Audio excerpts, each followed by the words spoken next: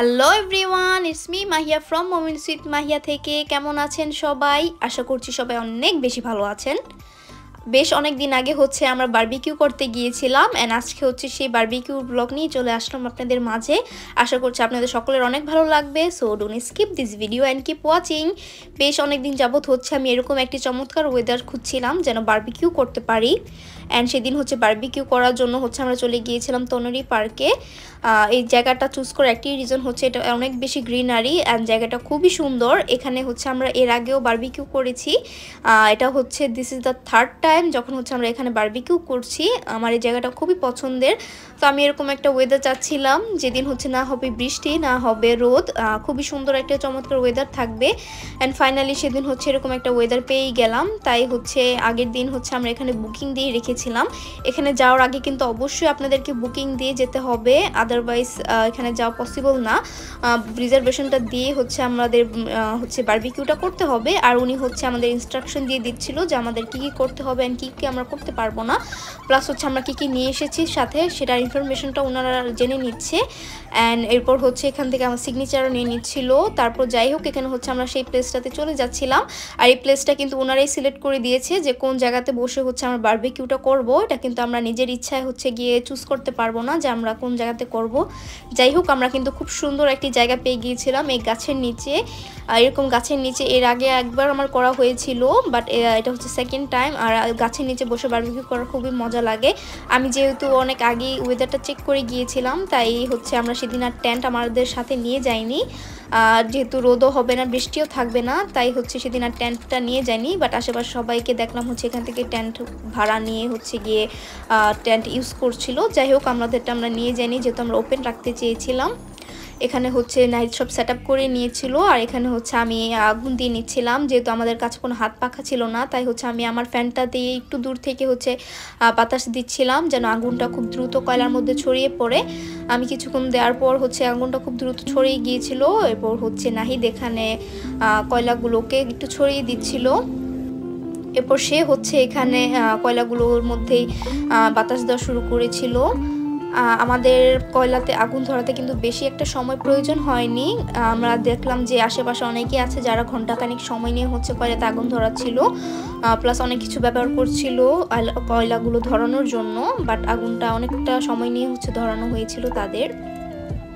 এখানে নাহিদ সব কিছু দিয়ে দিয়েছিল।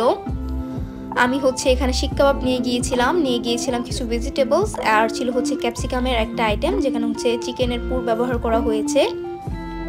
সেদিনের খাবারটা খুবই মজা ছিল, বিশেষ করে ওয়েদারটার কারণে না আরো বেশি ভালো লেগেছিল আমাদের। এই তো এইখানে আমরা বসে বসে এনজয় করছিলাম। অ্যান্ড নাহিদ এখানে আমাকে মনস্টার দিয়ে দিচ্ছিল। মনস্টারটা বেসিক্যালি একটি এনার্জি ড্রিঙ্কস, বাট এটা এনার্জি ড্রিঙ্কস হলেও আমার কাছে এটা না কেমন জানি জুসের মতো লাগে খেতে, যে কারণে আমার খুবই পছন্দের এই ড্রিঙ্কসটা। যাই হোক এই ধরনের এনার্জি ড্রিঙ্কস খুব কম খাওয়াই ভালো, এটা স্বাস্থ্যের জন্য এত ভালোও না।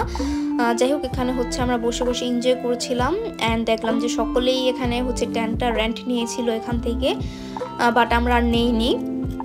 এই তো আমাদের খাবারগুলো অলমোস্ট রেডি হয়ে গিয়েছে। আমরা প্রথম যেগুলো দিয়েছিলাম আর দেখতে কতটা লোভনীয় আর টেন্টিং মনে হচ্ছে তাই না, খেতেও কিন্তু খুবই মজা হয়েছিল সেদিন এই খাবারগুলো।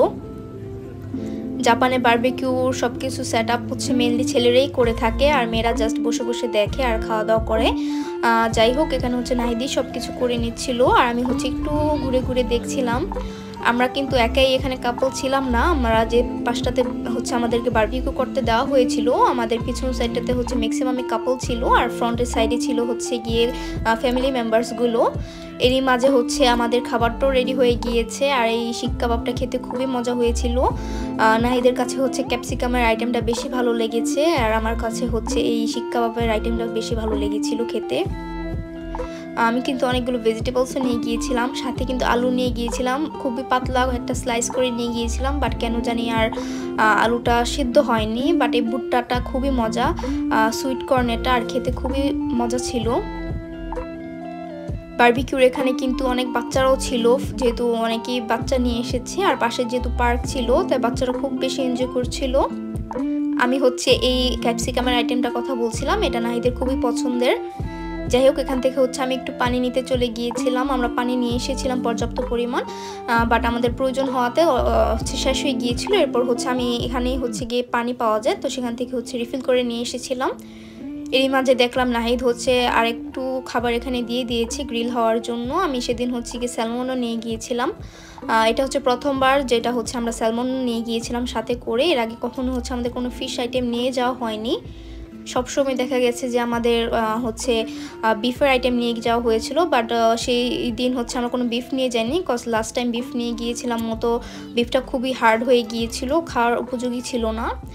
বাট এদিন হচ্ছে স্যালমনটা খুবই মজা হয়েছিল, যেহেতু প্রথমবার ছিল তাই হচ্ছে আমি জাস্ট 2 পিসই নিয়ে গিয়েছিলাম। নেক্সট টাইম ইনশাল্লাহ আরও বেশি করে নিয়ে যাবো বারবিকিউ করতে গেলে।